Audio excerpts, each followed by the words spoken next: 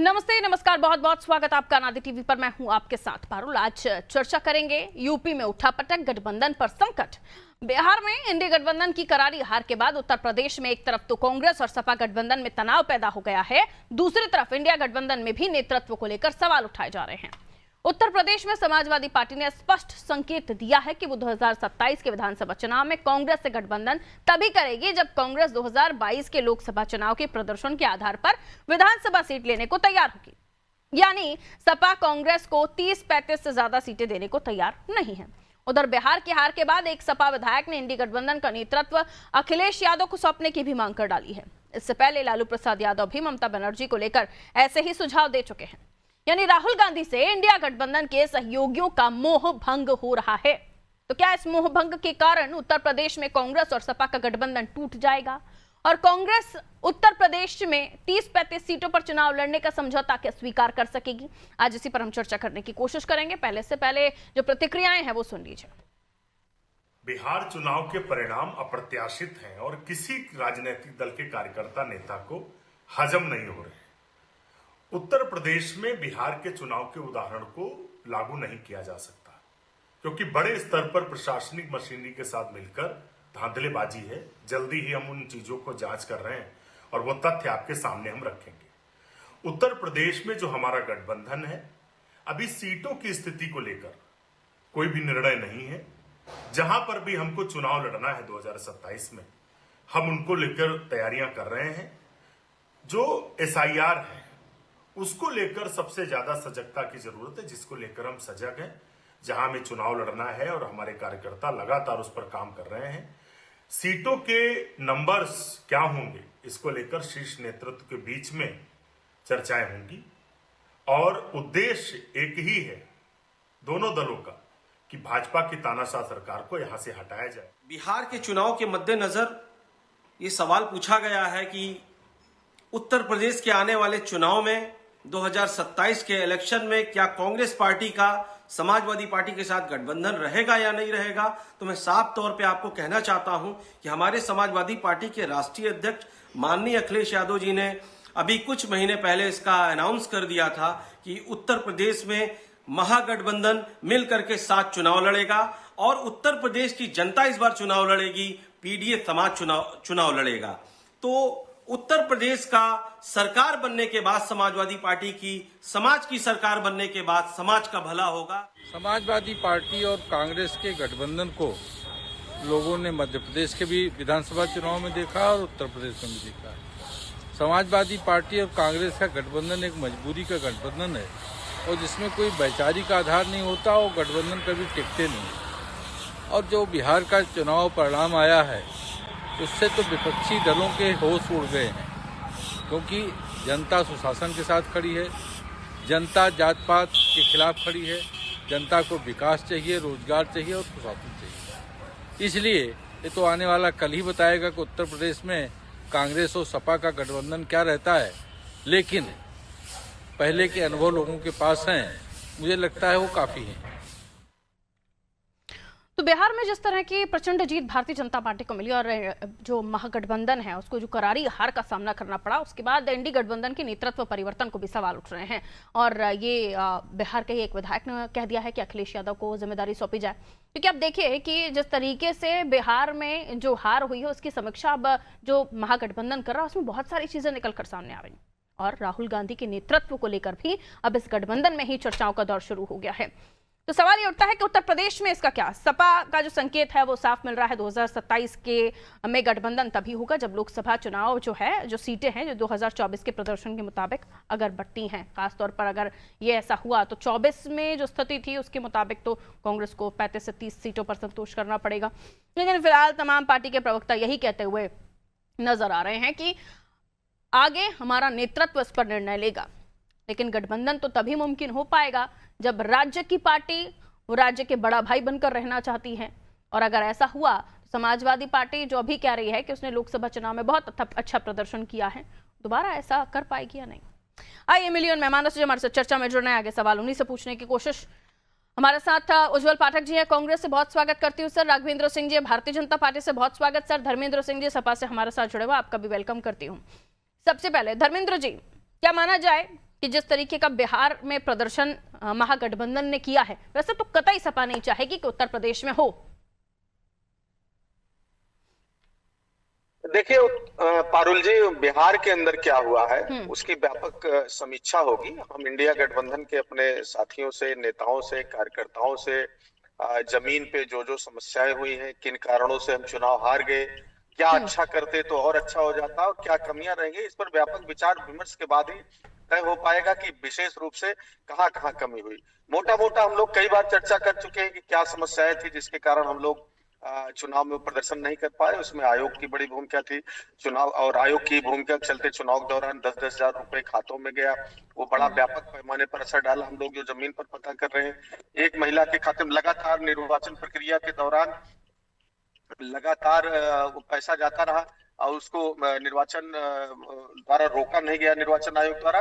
ये सारी चीजें हैं। रही बात आगे के गठबंधनों में, तो देखिए गठबंधन तो निर्णय नेतृत्व करता है, कोई दो राय नहीं। निर्णय को नेतृत्व को इंडिया गठबंधन नेताओं को बैठ करके आपस में जो पहले जिन लोगों ने तय किया था उन लोगों आगे। लेकिन अभी फिलहाल हमारा गठबंधन, इंडिया गठबंधन पूरी तरह इंटैक्ट है, कहीं कोई उसमें टूट नहीं है, कोई अलगाव बिखराव नहीं है। और इंडिया गठबंधन के कन्वीनर कांग्रेस पार्टी के राष्ट्रीय अध्यक्ष खड़गे साहब है। आगे आने वाले समय में क्या स्थिति बनती हो, इंडिया हमारे गठबंधन के साथी नेता, शीर्ष नेतृत्व सब बैठ करके तय करेंगे। एक जो जहां तक मांग होती है, एक कार्यकर्ता के नाते समाजवादी पार्टी का वर्कर हो तो मैं भी चाहूंगा कि हमारा नेता जो है नेतृत्व करे। यह स्वाभाविक मांग है। इसको लेकर के किसी प्रकार के बहस या गठबंधन में दरार की कोई गुंजाइश जैसे नहीं है। नहीं, दरार की बात ही नहीं हो रही है। अब तो उत्तर प्रदेश में समाजवादी पार्टी का प्रैक्टिकल आगे क्या पॉइंट ऑफ व्यू होगा, क्या स्टेप होगा, इसको लेकर बात हो रही है, क्योंकि राज्य की बड़ी पार्टी आप हैं और लोकसभा चुनाव में प्रदर्शन को लेकर भी आप आश्वस्त नजर आते हैं। देखिए पारुल जी, हम लोग लोकसभा के चुनाव में हमारे नेता ने केवल एक चीज कहा था कि गठबंधन में सीटों का कोई मामला नहीं है, कौन किस पर लड़ेगा, कौन सा निशान होगा, ये महत्वपूर्ण नहीं है। ये बहुत किनारे की बात है। सबसे महत्वपूर्ण है कि किस सीट पर उस पे कांग्रेस का अस्तित्व भी टिका हुआ है ना सर। कांग्रेस का परफॉर्मेंस, उनका क्या वजूद है महागठबंधन में, ये सीटों का नंबर इसलिए बीच में आ रहा है। नहीं बिल्कुल नहीं। देखिए महत्वपूर्ण ये है कि हम जीते कैसे। हम लोग लोकसभा के चुनाव कहना है, लेकिन कांग्रेस खत्म थोड़ी ना हो गई है। अगर आप इस तरह की बात कर रहे हैं तो कांग्रेस को फिर 50-50 पर लड़ना, इस पर गारंटी करके बात करिए। पारुल जी, किसने कहा कांग्रेस खत्म हो गई, नहीं खत्म हुई कि क्या है?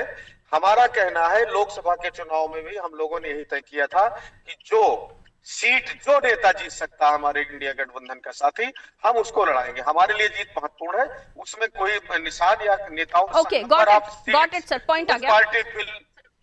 Contest this is not. जिस दल में जो कार्यकर्ता या नेता जो सीट जीत कर ला सकता होगा उसे ही पार्टी आगे या फिर गठबंधन आगे बढ़ाएगा। उज्जवल जी, इस पर आपका रिएक्शन, क्योंकि अगर मैं कांग्रेस के संगठन की बात करूं तो क्या स्थिति है, किसी को बताने की जरूरत नहीं होगी। बड़ा दिल खोलकर जिम्मेदारी को स्वीकार कीजिए और हकीकत को बयां कीजिए कि क्या वाकई अगर आपके कार्यकर्ता, क्योंकि अभी जो पृष्ठभूमि है कांग्रेस की कार्यकर्ताओं के मामले में बहुत अच्छी नहीं है और वोट परसेंट भी आपका बहुत अच्छा नहीं है, हाँ सुधरा है, लेकिन जीत के काबिल आप अपना प्रचार या प्रखर मुखर होकर बात कर सके, इस तरह की स्थिति नहीं है। तो क्या माना जाए, इस बार भी संतोष करने का इरादा है? क्योंकि ये जो सियासी गलियारों से जो खबरें छनकर आ रही हैं कि 2024 के प्रदर्शन के मुताबिक ही 25 और 35 सीटों पर ही आपको रोका जाएगा। जी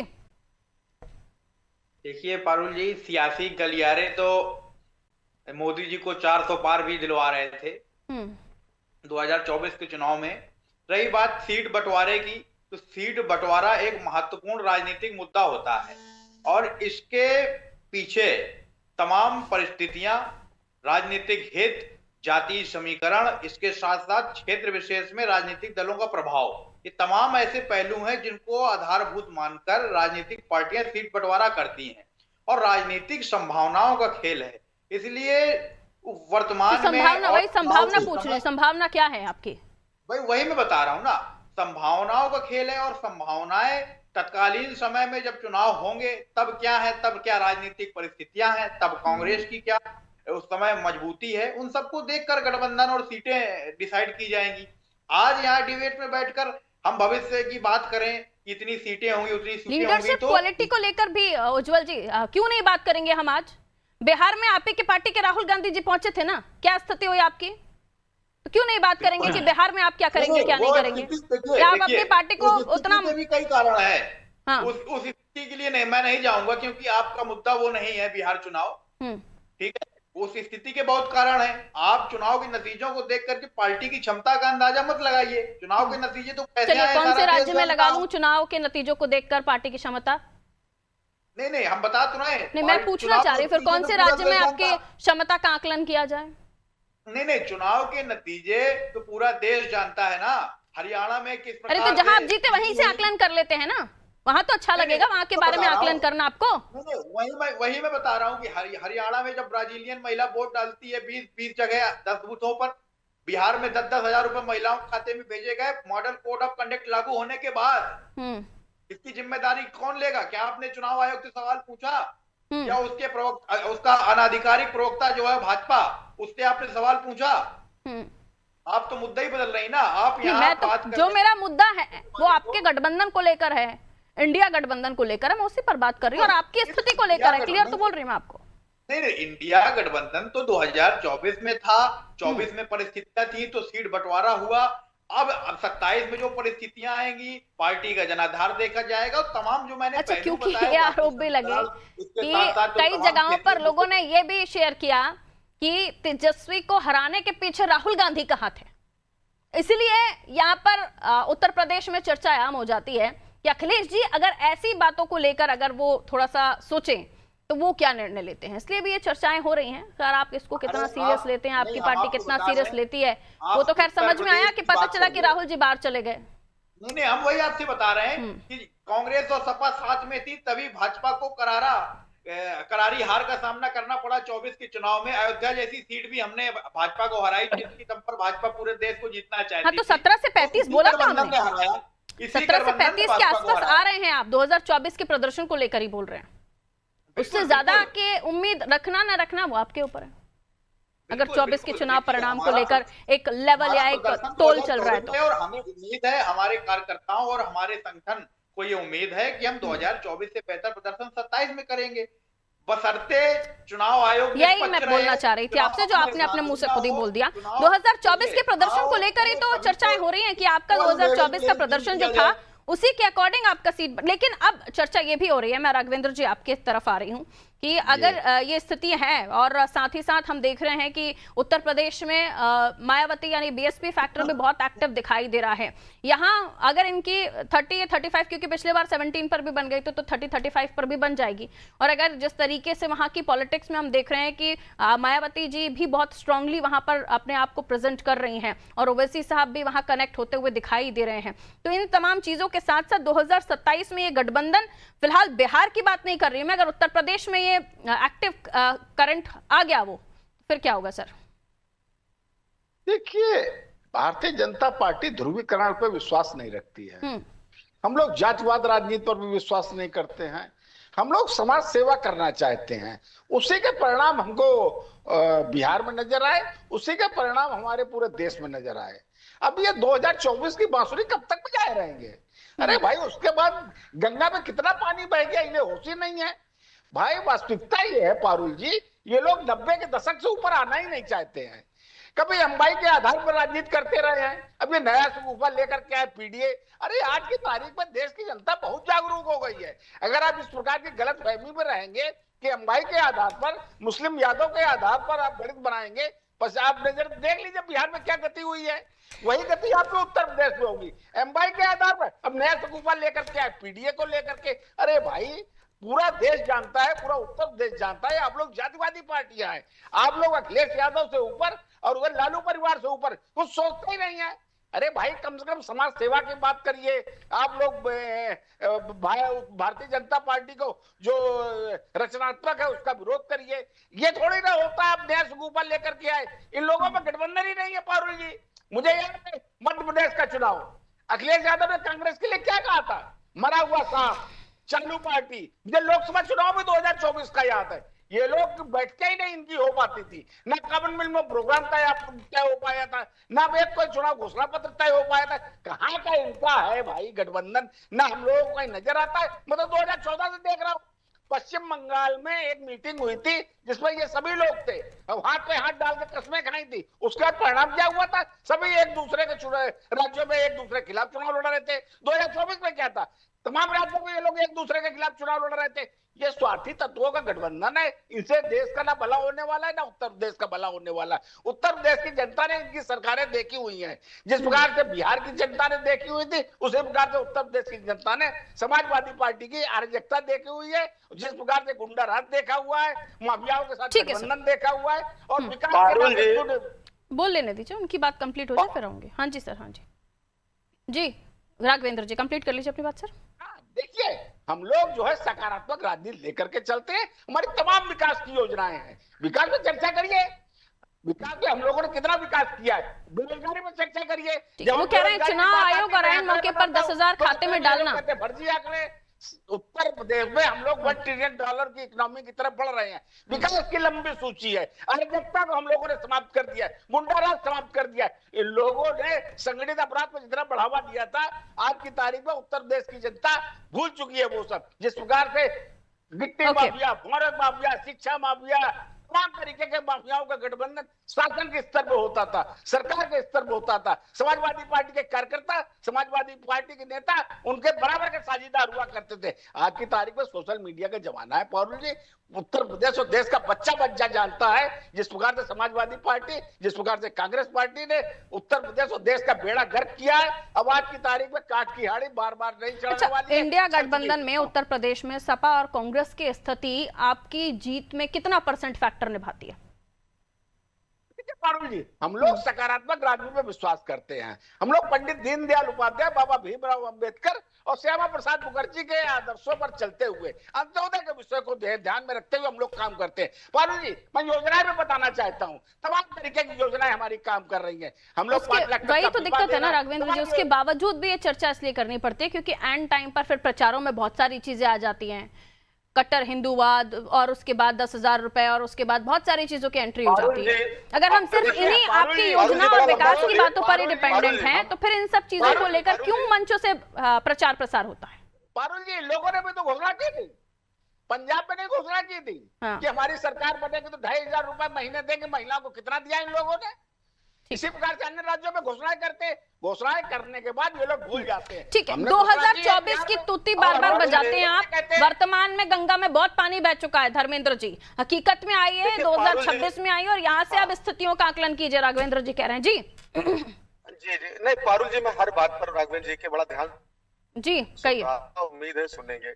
विकास का नाम तो कम से कम अगर इन्होंने कुछ किया है तो कम से कम योगी बाबा को और अपने मोदी जी को कह दे, से कोई कट्टे की बात कर रहा, कोई देश को और काटोगे बटोगे धार्मिक ध्रुवीकरण कर रहा था, और साथ साथ जो 20 साल से लगातार सरकार में है उसको 10,000 रुपए महिलाओं के खाते में पैसा भेजना पड़ रहा था चुनाव के दौरान। अगर इन्होंने कुछ काम किया होता तो शायद इसकी जरूरत न पड़ती। उत्तर प्रदेश की बात करते हैं, जो बड़ी लंबी लंबी बातें कर रहे थे। गंगा में पानी नहीं बढ़ा, पीडीए का नाम लेते, बाबा साहब अम्बेडकर का नाम लेते हुए हमको तो बड़ा अजीब लगा। भारतीय जनता पार्टी अम्बेडकर जी के नाम ले रही, जैसे सामाजिक न्याय की बात करते हैं, जैसे पिछड़े दलितों अल्पसंख्यकों आदिवासियों की बात करते हैं, वैसे बरोड़ उठ जाता है भारतीय जनता पार्टी के पेट में, क्योंकि सामंतवादी विचारधारा से अभी अपने आप को अलग नहीं कर पा रहे हैं। दूसरी बात ये कह रहे थे माफियाओं, और अरे भाई बालू माफिया आपके पास, खनन माफिया आपके पास, लैंड माफिया आपके साथ हो गए हैं, कोयला माफिया आपके साथ, बचा क्या है? सारे गुंडों को तो भारतीय जनता पार्टी में आपने धुल लिया। जो दूसरों बात अपराध के गर्त में चला जा रहा है, कहीं बेटी के साथ अन्याय हो रहा है, बीएचयू में तो भारतीय जनता जो बात मिलते हैं, हाथरस बेटी न्याय नहीं मिल पा रहा, उसके बाद भी वो जीत जाते हैं ना धर्मेंद्र जी। मुख्यमंत्री जी के नाक के नीचे दिक्कत तो यही आ जाती है, उसके बाद भी वो जीत जाते हैं। बहुत बढ़िया सवाल आपने किया। हाँ, उसके आपके तमाम आरोपों के बाद भी वो जीत जाते हैं, महिलाएं निकलकर वोट करती हैं, और 200 तो आप कह रहे हैं सियासी गलियारों में 400 पार का आकलन, बिहार का भी 200 पार का आकलन किसी ने नहीं किया था सियासी गलियारों में। सारे एग्जिट पोल फेल हो गए, सब कुछ फेल हो गया इस मामले में। जाते हैं तो सवाल एक चीज मैं बड़ी विनम्रता से, एक मिनट, नहीं जीत कैसे जाते हैं? चुनाव 22 लाख लोगों को ड्यूरिंग इलेक्शन जिनके खातों में भेजा गया, जिसको मिल गया वो महिला 4 लोगों से, हमको तो मिल गया, आपका भी आ रहा होगा, नीतीश जी रहेंगे तो मिलेगा। इस तरह की बातें, सरकारी पैसे से वोट परचेज करने का, ये कह रहे थे हमें उसमें यकीन नहीं है, इनको यकीन है परचेजिंग में, लोकतंत्र में यकीन नहीं, इनको यकीन है खरीद करके वोट ले लेंगे, इसलिए काम करने वो कह रहे हैं आपके सरकारों के समय भी आप लोगों ने महिलाओं के खातों में पैसे डालने के वादे किए, फिर उन वादों का क्या?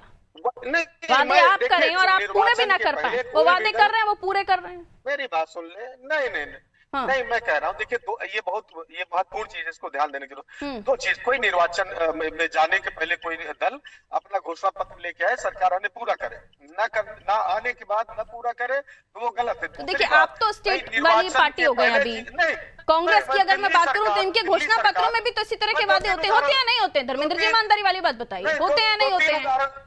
2-3 उदाहरण ईमानदारी सुन लीजिए पारुल जी। हाँ। यही निर्वाचन आयोग दिल्ली सरकार की योजना पे रोक लगा देता है, यही निर्वाचन आयोग झारखंड सरकार की योजना पर रोक लगा देता है, यही निर्वाचन आयोग रेवंत रेड्डी की किसान सहायता योजना को रोक लगा देता है, यही निर्वाचन आयोग तत्कालीन जयललिता की पार्टी की योजना पर रोक लगा देता है, और यही योजना धर्मेंद्र जी भी चाहते हैं, समाजवादी पार्टी का हर नेता चाहता होगा कि जिसमें पॉइंट पे बात कर रही हूँ कि अखिलेश यादव जी को नेतृत्व सौंपा जाए। पहले ममता जी के लिए आवाज उठ रही थी, अब अखिलेश जी के लिए आवाज उठ रही है, और उसके लिए गठबंधन में कितनी एकता है इससे प्रूफ हो जाएगा 2027 की लड़ाई कितनी महत्वपूर्ण या कितनी दमदार होने वाली है। उज्जवल जी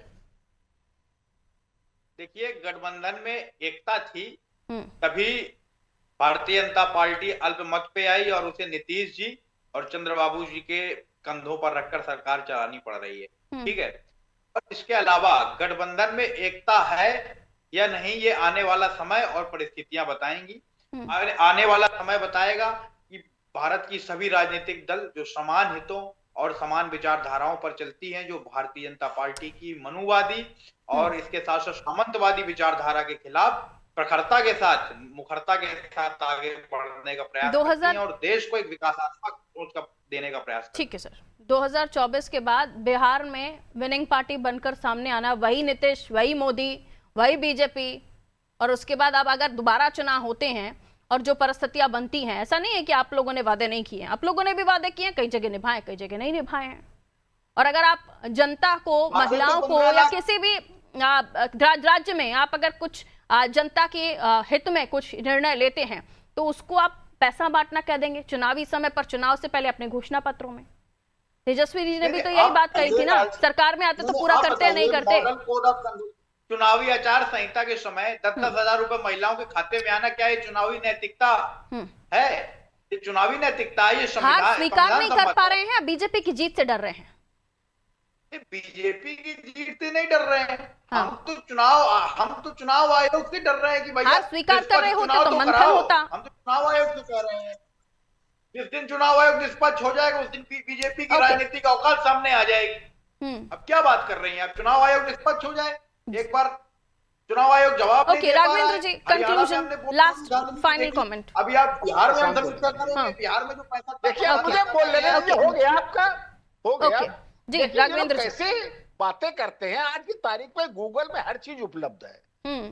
तेजस्वी यादव की हैसियत कितनी है? 115 करोड़। अभी फाइनल कमेंट है, इसलिए हम एक के बारे में। हाँ जी राघवेंद्र जी, तेजस्वी यादव की कितनी हैसियत है? उन्होंने हलफनामा चुनाव में दिया था 115 करोड़। अखिलेश यादव की क्या हैसियत है और राहुल गांधी की हैसियत है? राहुल गांधी की 4 पीढ़ियों से कोई काम नहीं हो रहा है, अरबों खरबों की संपत्ति है।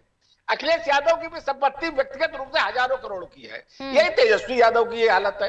क्या देश की जनता को बेवकूफ समझ रखा है? काम धाम में जीरो, संपत्ति अरबों खरबों की। अरे आप लोगों के भी इससे ज्यादा बुरी हालत होने वाली है। आप लोग जिस प्रकार से बनुवादी न जाने कौन कौन से शब्द लेकर के आते, देश की जनता हंसती है आप लोगों के ऊपर। भाई आरोप लगा सकते हैं आप जाइए चुनाव आयोग में शिकायत करिए जाके। भाई बिहार में चुनाव संपन्न हुआ है, जो त्रुटि थी, जो कमियां थी, आप लीजिए जाके, कुछ नहीं करना है। टीवी चैनल में डिबेट में बैठ करके चुनाव आयोग को आरोपित करना है, भारतीय जनता पार्टी के नेताओं को। पावर पॉइंट प्रेजेंटेशन की भी बात होगी सर, वो भी मेहनत है कांग्रेस की। नहीं, पावर पॉइंट प्रेजेंटेशन जो किया था उसमें कितने इन लोगों ने आरोप लगाए थे, एक भी सच साबित हुआ? अरे झूठ की दम पे कितने दिनों तक शासन करोगे? तभी आपके बिहार में ये दुर्गति हुई है। 4 सीटें आई है, उसकी समीक्षा करोगे? शर्म नहीं आती आपके? उत्तर प्रदेश 2 अच्छा उज्जवल जी, अगर इसके बाद कुछ और अगर आपके ही गठबंधन वाले सदस्यों से मांग उठ गई कि अखिलेश जी को नेतृत्व दीजिए, आप राष्ट्रीय पार्टी होने का झुंझुना बजाएंगे लेकिन बाकी दल खड़े होकर आप मांग करने लगेंगे, तो फिर क्या कीजिएगा? गठबंधन तोड़ेंगे या दूसरे को नेतृत्व देंगे?